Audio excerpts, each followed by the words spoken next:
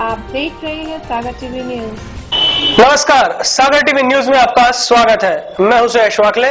Bulletin में सबसे पहले खास खबरें। गढ़ाकोटा के सरकारी अस्पताल में खुले आसमान के नीचे हो रहा है लाशों का पोस्टमार्टम। 1 साल से अधिक समय से हो रहा है ये अमानवीय कार्य। लोगों ने रहवासी क्षेत्र में पोस्टमार्टम बंद कराने की है मांग। केंद्रीय विद्यालय क्रमांक 2 के पास महिला की लाश मिलने से इलाके में फैली सनसनी। आंगनवाड़ी सहायिका के रूप में की गई महिला की शिनाख्त। रविवार शाम से लापता थी महिला। सोमवार को रजाखेड़ी पंचायत भवन के पीछे महिला समेत 6 लोगों ने एक व्यक्ति पर धारदार हथियारों से किया हमला। व्यक्ति को आई गंभीर चोट। बेहोशी की हालत में कराया गया जिला अस्पताल में भर्ती। सागर रेलवे स्टेशन पर मिला अज्ञात वृद्ध का शव। करीब 2 घंटे तक लावारिस हालत में पड़ी रही लाश। जीआरपी पुलिस ने मर्ग कायम कर शव का कराया पोस्टमार्टम।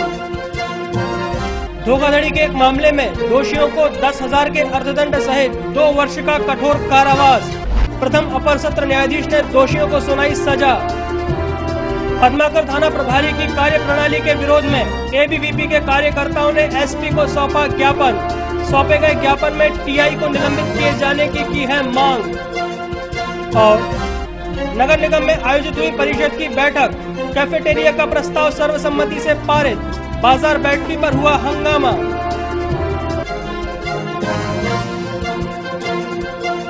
खबरें अब विस्तार से।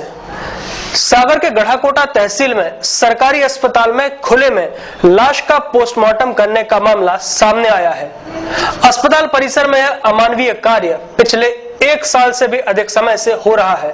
पूरा मामला मध्य प्रदेश सरकार के विकास के दावों की पोल खोल रहा है।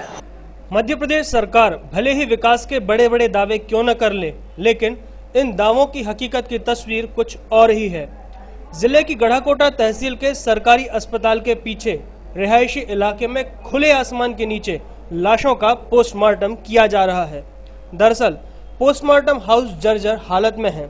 इसकी छत टूट चुकी है, साथ ही दीवारें भी आधी अधूरी बची हैं, जिस कारण डॉक्टरों को मजबूरन खुले में लाशों का पोस्टमार्टम करना पड़ता है। इस पोस्टमार्टम हाउस के चारों तरफ रिहायशी इलाका है। यहाँ रहने वाले लोग पोस्टमार्टम खुले में होने से बहुत परेशान हैं। यहाँ के लोगों का कहना है कि ये अमानवीय है। उनके बच्चे और वे खुद इस तरह पोस्टमार्टम खुले में देखकर डर जाते हैं और देखने में भी दृश्य विभत्स होता है। साथ ही सभी ने मांग की है कि जल्द से जल्द यहाँ खुलेआम पोस्टमार्टम होना बंद होना चाहिए।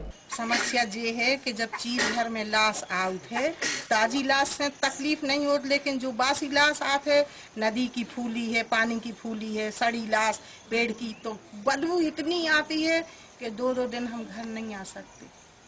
बहुत परेशानी है, कहें तो किससे कहें, कौन है सुनने। चीड़ा फाड़ी चलती है, पोस्टमार्टम होता है खुले में, तो यहाँ पे बच्चे भी निकलते हैं तो उनको भी डर लगता है और यहाँ पे बदबू भी आती है। ये हमारे यहाँ पे साइड पीछे घर है, तो हम लोगों को बहुत दिक्कत होती है। यहाँ पे जो 1 दिन की भी लाश होती है, ये काफ़ी दिनों से समस्या आपको दिख रहा है, टूटा है, इसकी मरम्मत नहीं हो रही है कुछ। यहाँ पे लगभग पता नहीं कितने दिनों से यहाँ पे टूटा फूटा पड़ा है और ये बहुत प्रॉब्लम है। जब बना थे तो हम पानी बदबू आती है। नदी के डूबे गले बस हाथ है तो बिल्कुल नहीं खबर। यहाँ पे हम लोग कर नहीं सकते, डर लगता है। क्यों? लाशें आती कहाँ पे? घर कहाँ है आपका? तो खुले में रखी रहती हैं क्या लाशें? वहीं सामुदायिक स्वास्थ्य केंद्र के प्रभारी डॉक्टर LS शाक्या का कहना है कि वे करीब 1 साल से पदस्थ हैं। उनसे पहले भी यहाँ खुले में पोस्टमार्टम होते थे। अभी उन्होंने विभाग को इसकी सूचना दे दी है। क्या है कि मेरे को भी 1 साल आए हुए यहाँ हुआ है और मैंने जो ऐसा ही देखा है, छत जो टूटी हुई है और मुझे नहीं मालूम पहले कब से है, लेकिन जो छत उसकी टूटी है। क्या हो रहा है यहाँ पे? पोस्टमार्टम होता है। पोस्टमार्टम होता है। तो अभी इसकी आपने बताया नहीं ऊपर वरिष्ठ अधिकारी? मेरे द्वारा सूचना किया है समय समय पर, 1-2 बार सर्वे हुआ और इसकी क्या जो राशि है वो सैंक्शन हो चुकी है। कब उसका टेंडर होना है, कब प्रक्रिया होगी, मेरी जानकारी नहीं। देखा जाए तो सरकारी अस्पताल में खुले में हो रहे पोस्टमार्टम ने मध्य प्रदेश सरकार के विकास के दावों की पोल खोल दी है। खुलेआम पोस्टमार्टम होना पूरी तरह अमानवीय है। प्रशासन को चाहिए कि जल्द से जल्द इस अमानवीय कृत्य पर रोक लगाए। कैंट थाना क्षेत्र के केंद्रीय विद्यालय क्रमांक 2 के पास सोमवार की सुबह एक महिला की लाश मिलने से इलाके में सनसनी फैल गई। लाश की शिनाख्त एक आंगनवाड़ी कार्यकर्ता के रूप में हुई है। पुलिस ने मामला दर्ज कर जांच शुरू कर दी है। सोमवार की सुबह करीब 7 बजे कैंट क्षेत्र के केंद्रीय विद्यालय क्रमांक 2 के कूड़ेदान के पास एक महिला की लाश मिलने से इलाके में सनसनी फैल गई। पुलिस ने महिला की शिनाख्त पद्माकर थाना क्षेत्र के लालेपुरा सेमरावाड़ निवासी आंगनवाड़ी सहायिका 35 वर्षीय वैजयंती शिल्पी के रूप में की है। मृतिका के भाई जगदीश के अनुसार उसकी बहन रविवार को खरीदारी करने कटरा बाजार जाने का कहकर घर से निकली थी। देर रात तक जब वह घर नहीं लौटी तो परिजनों ने उसकी खोज शुरू कर दी थी। इसके बाद सुबह यह खबर मिली कि घटना ये है कि कल दोपहर में हमारी दीदी कचहरी काम से घर से निकली थी। शाम को जब 6 बजे के बाद घर नहीं आई तो उन्होंने फ़ोन लगाया पर्यटक अड्डा के यहाँ आ जाओ। लड़का लेने गया एमएस ऑफिस के यहाँ, वहाँ चीज़ नहीं मिली। फिर उसके बाद रात में हम लोग ढूंढते रहे, वहाँ पे नहीं मिली। सुबह जब कैंट बोर्ड के बाजी में इनको मृत पाया गया। हम लोग ढूंढ रहे थे तो वहाँ पे जो सफाई करने वाले कर्मचारी जाते वहाँ भीड़ लगी थी, तो हम लोग वहाँ गए तो वहाँ मृत पाए। जिस वगैरह कोई नहीं पड़ा। क्या करती थी ये आंगनबाड़ी करती। पोस्टमार्टम रिपोर्ट से पता चला है कि मृतिका की गला घोटकर हत्या की गई है। तो वहीं सीएसपी ने मामले को जल्द सुलझा लेने की बात कही है। ये अभी कैंट क्षेत्र अंतर्गत एक लल्लेपुरा की महिला है, प्रीति नामक महिला है। इसकी डेड बॉडी मिली है जिस पर से मर्ग कायम किया गया है और मर्ग कायम पर जांच की जा रही है। सागर में पुलिस के ढुलमुल रवैये के चलते पुरुष तो पुरुष महिलाएं भी सरेआम वारदात को अंजाम देने में गुरेज नहीं कर रही हैं।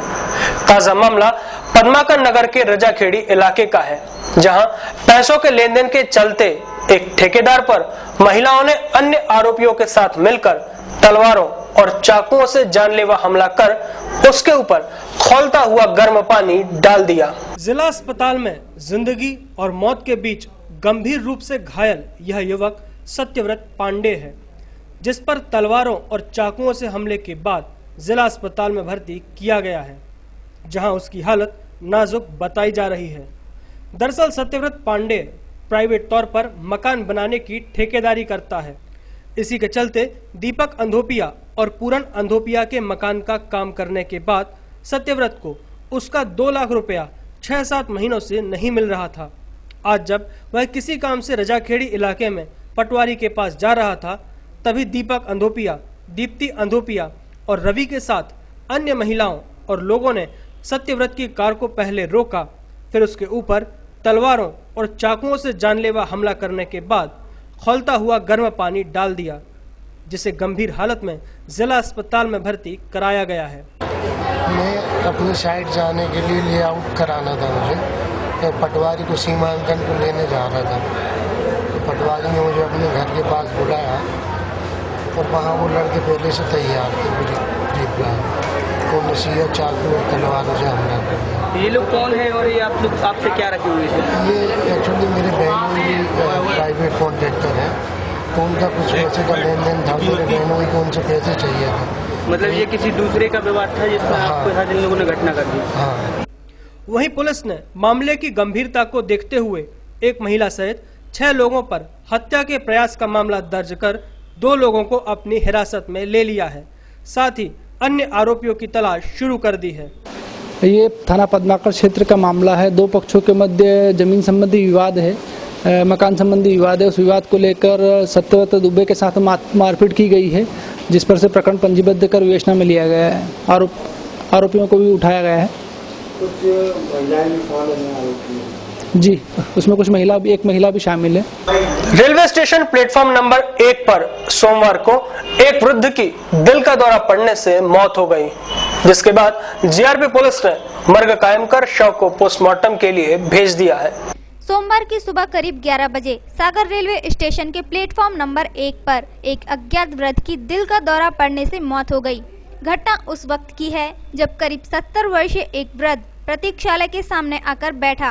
तभी अचानक उसे दिल का दौरा पड़ा और उसकी मौके पर ही मौत हो गई। घटना के संबंध में जीआरपी थाने के एएसआई प्रकाश दीक्षित ने बताया कि सुबह करीब 11 बजे यहां एक वृद्ध आकर बैठा, जिसकी दिल का दौरा पड़ने से मौत हो गई। वहीं वृद्ध की शिनाख्त नहीं की गई है। सफाई कर्मी जो है प्रकाश ने खबर की थी कि एक आदमी मृतक हो गया है।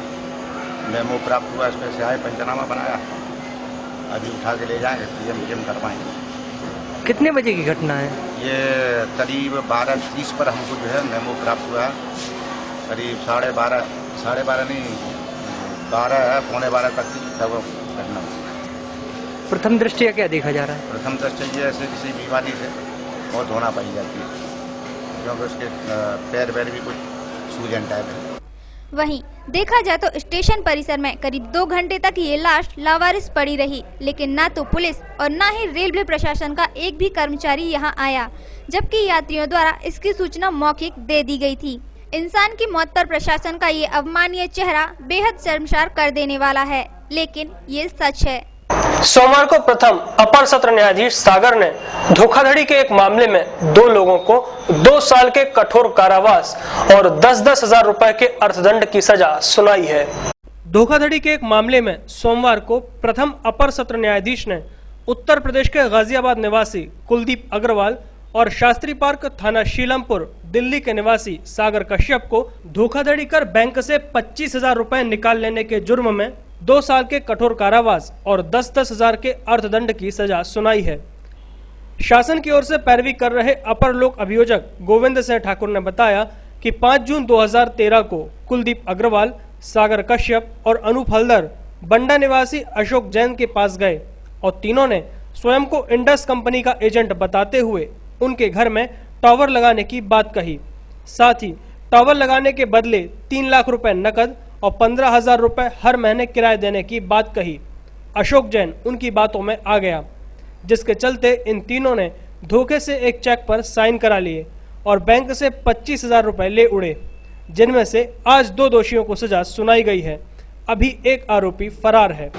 मामला ये था कि बंडा निवासी अशोक कुमार जैन, जिनकी हार्डवेयर की दुकान है, दिनांक 5/3/2013 को जब वह अपनी दुकान पर बैठा था तो 2 व्यक्ति उसकी दुकान पर आए और उन्होंने अपना एड्रेस दिया कि मैं इंडस कंपनी का एजेंट हूं और टावर लगाने का एग्रीमेंट कंपनी के माध्यम से कराता।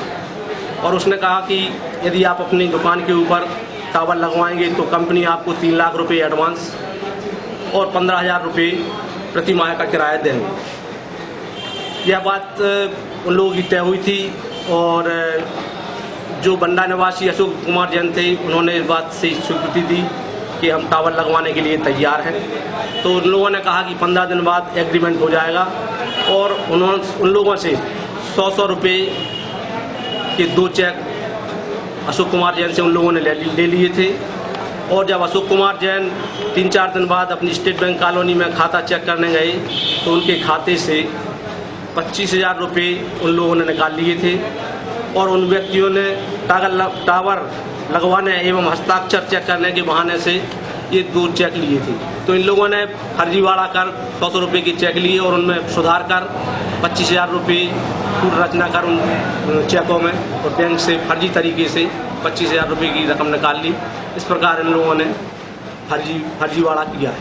श्रीमान प्रथम अपर सत्र न्यायाधीश श्री हृदय साहब द्वारा अभियुक्त कुलदीप उर्फ मनोज अग्रवाल निवासी खोड़ा कॉलोनी जिला गाजियाबाद उत्तर प्रदेश के विरुद्ध अपराध सिद्ध पाए जाने पर धारा 420 भारतीय दंड संहिता के आरोप में 2 वर्ष का कठोर कारावास एवं 10,000 रुपये के अर्थदंड से दंडित किया गया है। धारा 467 भारतीय दंड संहिता के आरोप में 5 वर्ष का कठोर कारावास एवं 10,000 रुपये के अर्थदंड से दंडित किया गया है। सोमवार को अखिल भारतीय विद्यार्थी परिषद जिला सागर के सदस्यों ने पद्माकर थाना प्रभारी आलोक सिंह परिहार द्वारा संवैधानिक अधिकारों का हनन किए जाने के विरोध में पुलिस अधीक्षक को ज्ञापन सौंपा है और थाना प्रभारी को निलंबित कर शीघ्र तबादला किए जाने की मांग की है। पद्माकर थाना प्रभारी आलोक सिंह परिहार की कार्यप्रणाली के विरोध में सोमवार को एबीवीपी के कार्यकर्ताओं ने एसपी को ज्ञापन सौंपा है। इस संबंध में एबीवीपी के जिला संगठन मंत्री अरुण यादव ने बताया कि सागर में दूर दराज से छात्र छात्राएं पढ़ने के लिए आते हैं और बहुत से छात्र मकरोनिया में रूम लेकर रहते हैं। ऐसे रहवासी छात्रों को थाना प्रभारी द्वारा जबरन परेशान किया जाता है। शाम को जब छात्र कोचिंग जाते हैं तो उन्हें रोक लिया जाता है, बेवजह की पूछताछ की जाती है। विश्वविद्यालय जाने वाले छात्रों को रोककर उनका जबरन चालान काटा जाता है। पद्माकर टीआई ने इलाके में पढ़ने आए रहवासी छात्रों पर दहशत का माहौल बना रखा है। हमारी मांग है कि टीआई को तत्काल सस्पेंड कर उनका तबादला कर दिया जाए। ये अभी अपने जो थाना प्रभारी महोदय है पद्माकर थाना के, उनकी द्वारा जो छात्र कोचिंग के बाद अपने कोचिंग का समय होता है 7 से 8 और भोजन के बाद जब छात्र टहलते हैं तो उनके साथ जाति सूचक शब्दों के साथ उनको असंवैधानिक तरीके से केस दर्ज करने की और उनके ऊपर अन्य तरह के मानसिक तरीके से प्रताड़ित किया जाता है। और वहाँ के स्थानीय लोगों को भी थाना प्रभारी महोदय के द्वारा गाली गलौज, और कोई छात्र अगर जाता है विश्वविद्यालय किसी रास्ते से तो उनको कहा जाता है कि आप डॉक्टर हरि सिंह गौर वाले रास्ते से जाए, यहाँ से नहीं जाए। मतलब पुलिस प्रशासन की दादागिरी सर चढ़ कर बोल रही है। इस विषय में हम लोग आए थे कि थाना प्रभारी महोदय को बर्खास्त किया जाए। विद्यार्थी परिषद की मांग है, अगर थाना प्रभारी महोदय को बर्खास्त नहीं किया गया तो विद्यार्थी परिषद सागर नगर के साथ साथ पूरे जिले में पुलिस प्रशासन की पुतले दहन से लेकर हर जो लड़ाई होगी वो लड़ेगी विद्यार्थी परिषद। जिले की देवरी तहसील के दूर दराज के गाँव में डेंगू बुखार तेजी से फैलता जा रहा है, जिसके चलते रविवार की शाम करीब 25 मरीजों को इलाज के लिए जिला अस्पताल में भर्ती कराया गया है। देवरी तहसील के दूर दराज के इलाकों में बसे गाँवों में डेंगू बुखार का प्रकोप तेजी से फैल रहा है, जिसके चलते रविवार की शाम करीब 8 बजे तक 25 मरीजों को जिला अस्पताल में भर्ती कराया गया है। इलाज करा रहे मरीजों का कहना है कि आसपास के बहुत से गांवों में डेंगू बुखार के मरीज हैं और ये बुखार तेजी से इलाके में फैलता जा रहा है, लेकिन देवरी प्रशासन ने इसकी रोकथाम के लिए अब तक वाजिब कदम नहीं उठाए हैं। ऐसे में यह रोग महामारी का भी रूप ले सकता है।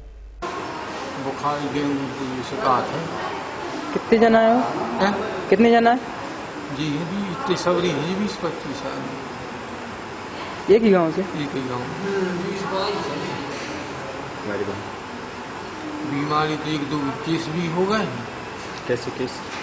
जी बीमारी डेंगू की शिकायत में आए और हमारे खून जांच भी गई थी, तो उनमें 7 जनों खून जांच में भी बताई है उनके साथ में चल रहा बुखार तो अभी संगई में आए और 7 मन भी डेंगू की शिकायत।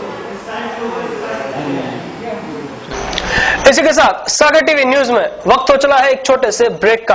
ब्रेक के बाद भी खबरों का सिलसिला यूं ही लगातार जारी रहेगा। आप देखते रहिए सागर टीवी न्यूज।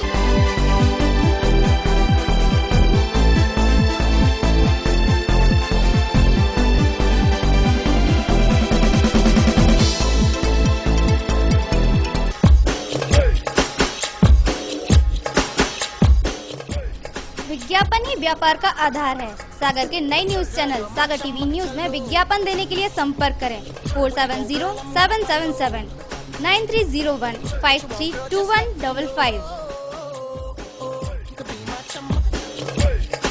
टेंशन भरी लाइफ में कैसे मिलेगा रिलैक्स? कैरियर को लेकर अगर हो रही है चिंता तो कौन दिखाएगा सही रास्ता? कैसा रहेगा आज आपका दिन और क्या रहेगी ग्रहों की चाल?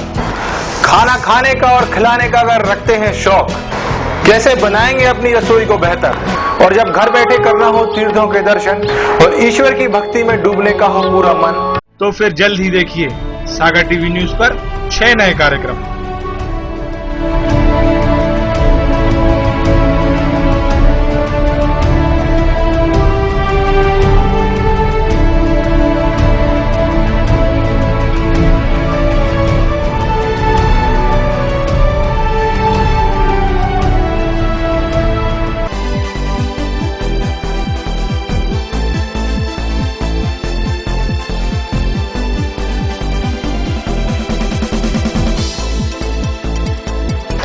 ब्रेक के बाद सागर टीवी न्यूज में आपका एक बार फिर स्वागत है। सोमवार को नगर निगम सभा कक्ष में परिषद की बैठक आयोजित की गई, जिसमें शहर के वार्डों सहित तालाब और बाजार बैठकी के संबंध में चर्चा हुई।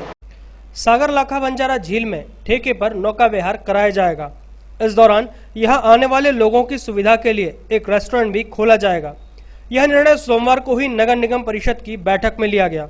लोकसभा चुनाव के बाद पहली बार हुए निगम के सम्मेलन में शहर के करीब आधा दर्जन वार्डों में सफाई व्यवस्था ठेके में देने, निगम के दैनिक वेतनभोगी कर्मचारियों को क्रमोन्नति देने सहित अन्य कई मुद्दों पर चर्चा कर निर्णय लिए गए। नगर पालिका निगम सागर की साधारण सभा की बैठक नगर निगम अध्यक्ष विनोद तिवारी की अध्यक्षता एवं महापौर पुष्पा शिल्पी एवं आयुक्त आर.के. कार्तिकेय की उपस्थिति में शुरू हुई। बैठक में सबसे पहले राहतगढ़ बस स्टैंड की दुकान क्रमांक 57 की अधिकतम बोली लगाने वाले व्यक्ति को स्वीकृति दी गई। इसके बाद बैठक में संजय ड्राइव के पास बनने वाले कैफेटेरिया को लेकर परिषद में लंबी चर्चा हुई। आयुक्त आर.के. कार्तिकेय ने जानकारी दी है कि 10 साल के लिए यहां जगह ठेके पर दी जाएगी, जिसे बाद में आगे बढ़ाने के लिए निगम बाध्य नहीं होगा। यह नौका विहार भी चयनित क्षेत्र में ही किया जाएगा, जिसके तहत नौका प्रतियोगिता भी कराई जा सकती है। झील में जो नाव चलेगी उसे प्रमाण पत्र लेना होगा। साथ ही बचाव के लिए लाइफ जैकेट एवं तैराकों की व्यवस्था भी करना होगी। ठेकेदार को निजी खर्च पर यहां सड़क आदि की व्यवस्था करना होगी। तो वहीं बोटिंग के दौरान नाव में नियमित संख्या में लोगों को बैठाना होगा। नाव में खानपान की वस्तु ले जाना प्रतिबंधित रहेगा। इस दौरान नेता प्रतिपक्ष चक्रेश सिंघई ने कहा कि यहाँ कितनी जगह दी जाएगी। बिना डीपीआर के मामला परिषद में लाने पर भी उन्होंने नाराजगी जताई। पार्षद नरेश यादव ने झील के पास से शराब दुकान हटाने की मांग की, तो वहीं रामनाथ यादव ने यहां पार्किंग व फुटपाथ की व्यवस्था और झील में नौका विहार करने वाले मछुआरों के हित को ध्यान में रखने का मुद्दा उठाया। पार्षद सरोज केशरवानी ने यहां पार्क व याकृति जड़िया ने सुरक्षा गार्ड की व्यवस्था करने का सुझाव दिया। पार्षद राज बहादुर सिंह एवं नरेश यादव ने मध्य प्रदेश शासन के भूमि अधिनियम के तहत कार्य करने की मांग की। आदिम जाति कल्याण विभाग द्वारा संचालित पोस्ट मैट्रिक छात्रावासों से छात्राओं से हॉस्टल खाली कराने के विरोध में सोमवार को छात्राओं ने मुख्यमंत्री के नाम एसडीएम को ज्ञापन सौंपा है। आदिम जाति कल्याण विभाग के पोस्ट मैट्रिक छात्रावास की छात्राओं ने सोमवार की शाम कांग्रेस नेत्री इंदु चौधरी के नेतृत्व में मुख्यमंत्री के नाम एसडीएम कमल सोलंकी को ज्ञापन सौंपा है। वहीं इस संबंध में छात्राओं ने बताया कि आदिम जाति कल्याण विभाग द्वारा स्कूल, कॉलेज और विश्वविद्यालय में पढ़ने वाली छात्राओं को छात्रावास से निकाला जा रहा है, जिससे हम लोग बेघर और बेसहारा हो जाएंगे। अगर हम किराए से कमरा लेकर रहेंगे तो हम लोगों को खतरा है, जबकि छात्रावास में सुरक्षा की व्यवस्था होती है और अलग से कमरा लेने के लिए हमारे परिजन नहीं मानेंगे। सर, हम लोग को मेन प्रॉब्लम है कि हॉस्टल से ना निकाला जाए पोस्ट मैट्रिक की छात्राओं को, क्योंकि यहाँ पे आदेश आया है भोपाल से कि 11-12 की लड़कियों को हॉस्टल में रखा जाएगा और जो विश्वविद्यालय कॉलेज में अध्ययनरत छात्रा हैं उनके लिए अलग से आवास गृह योजना के अंतर्गत रखा जाएगा। तो हम लोगों की मेन प्रॉब्लम ये है कि आवास गृह योजना के अंतर्गत लड़कियाँ सुरक्षित नहीं है जितनी हॉस्टल में रह सकती हैं। इसलिए कुछ लोगों के माँ बाप ये सुनकर ही कि रूम में लड़कियों को रहना है तो वो गांव से ही नहीं भेजेंगे लड़कियों को पढ़ाने के लिए। अगर हॉस्टल की व्यवस्था मिलती है तो लड़कियां पढ़ पाएंगी, नहीं तो जो आने वाली लड़कियां हैं वो तो उनकी पढ़ाई 12वीं तक ही रुक जाएगी। ज्ञापन SC/ST छात्रावासों के छात्र एवं छात्राओं ने आज मिलकर माननीय मुख्यमंत्री शिवराज सिंह चौहान के लिए एक ज्ञापन दिया है कि हमें हॉस्टल से ना निकाला जाए।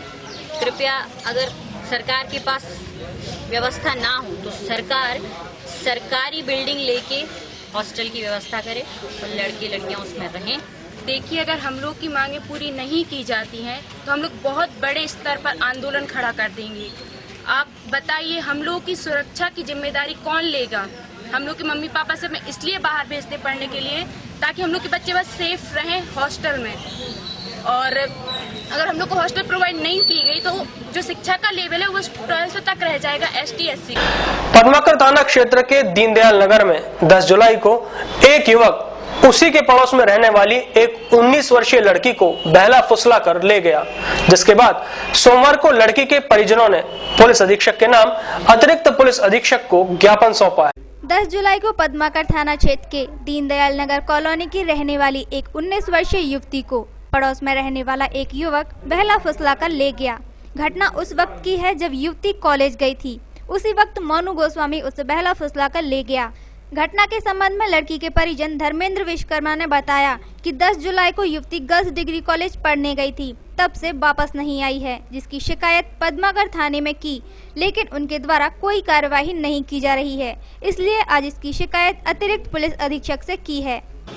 मेरी भांजी है, लगभग 10 तारीख से लापता है 8 बजे से, और वहाँ पद्माकर में भी उसकी रिपोर्ट भी दर्ज करवाई है, लेकिन वहाँ से अभी तक कोई जानकारी प्राप्त नहीं हुई। और वहाँ जाके एक जानकारी ये भी प्राप्त हुई कि किसी मोनू नाम की लड़की की रिपोर्ट है। तो ऐसा मालूम चला कि उसी के साथ शायद बात चलती होगी, जिस वजह से मालूम है। वहीं लड़की के परिजनों ने आरोप लगाया है कि लड़के के पिता और बहन दोनों पुलिस में हैं, इसलिए पुलिस उन पर कोई कार्रवाई नहीं कर रही। सोमवार को शहर के मछरियाई क्षेत्र स्थित नर बाबा मंदिर में सर्वजन कल्याण समिति द्वारा बारिश होने पर गौ भंडारे का आयोजन किया गया। सर्वजन कल्याण समिति द्वारा मछरियाई क्षेत्र के नर बाबा मंदिर में बारिश होने पर शंकर भगवान का पूजन अर्चन और गौ भंडारे का आयोजन किया गया। कार्यक्रम के संबंध में समिति के अध्यक्ष गोपीनाथ पंथी ने बताया कि रविवार को हम लोगों ने इस मंदिर में शंकर जी की पूजा अर्चना की थी और जल्दी बारिश कराने की मन्नत मांगी थी, जिसके बाद बारिश हो गई, इसलिए आज ये कार्यक्रम आयोजित किया गया है। ये बारिश नहीं हो रही है, बारिश से सारे जीव जंतु प्राणी पशु पक्षी सारे परेशान हैं। सूखे की माहौल बन रहा है सागर जिले में, उसकी निमित्त उस विषय को लेकर हम लोग कल भगवान भोलेनाथ जी के यहाँ नारियल भेंट रखी थी हम लोगों ने। मन्नत मांगी थी कि 24 घंटे के भीतर अच्छी बारिश हो, और परिणाम स्वरूप कल 1.5 घंटे बाद ही बारिश भी हुई और आज भी बादल हैं। और ये कबूला था हम लोगों ने कि बारिश हुई तो गौ भंडारा किया जाएगा, तो उसमें हम लोग आज गौ भंडारा का आयोजन किया है। शहर के श्री देव रामबाग मंदिर में श्रावण मास के अवसर पर 1 सप्ताह का शिवलिंग निर्माण और महारुद्र अभिषेक किया जा रहा है, जो 13 जुलाई से 19 जुलाई तक चलेगा। शहर के चमेली चौक स्थित श्री देव रामबाग मंदिर में श्रावण मास के अवसर पर रविवार से शिवलिंग निर्माण और महारुद्र अभिषेक का आयोजन किया जा रहा है।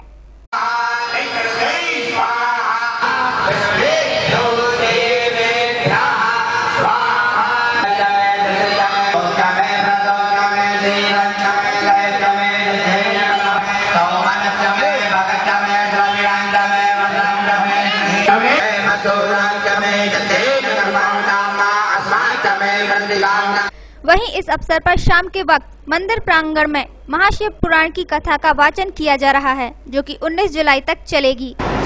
सोमवार को आसमान पर सारे दिन बादल छाए रहे, जिससे हवाओं में ठंडक घुली रही। वहीं शाम होते होते ये बादल बरस पड़े। इस साल मानसून 1 महीने देरी से आया, मगर लोगों को इस बात की तसल्ली है कि मानसून आखिर आया तो सही।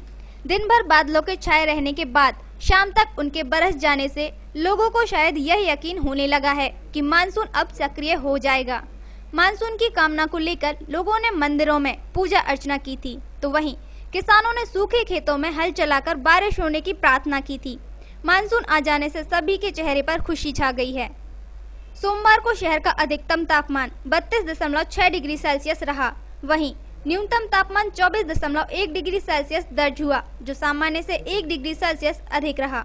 सुबह की आर्द्रता जहां 88% रही, तो शाम तक बढ़कर 98% हो गई। शाम को हुई बारिश की मात्रा 1 मिलीमीटर मापी गई। सागर में अब तक 214.7 मिलीमीटर बारिश हो चुकी है, तो वहीं जिले में औसत 119 मिलीमीटर बारिश हुई है। इसी के साथ सागर टीवी न्यूज का ये अंक यही समाप्त होता है। इसके बाद आप देखिए सागर टीवी न्यूज की खास पेशकश 5 मिनट में 25 खबरें। आप देखते रहिए सागर टीवी न्यूज। मुझे दीजिए इजाजत, नमस्कार।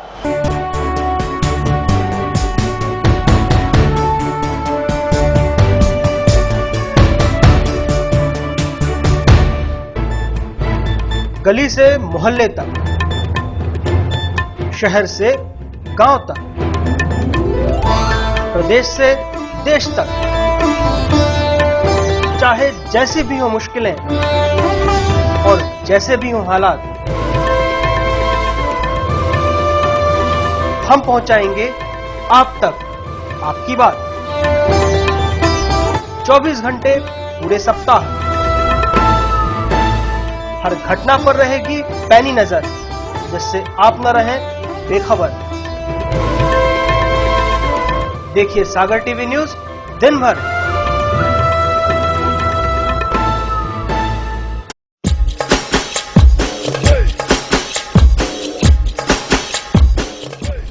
विज्ञापन ही व्यापार का आधार है। सागर के नए न्यूज चैनल सागर टीवी न्यूज में विज्ञापन देने के लिए संपर्क करें 470777 9301 532155।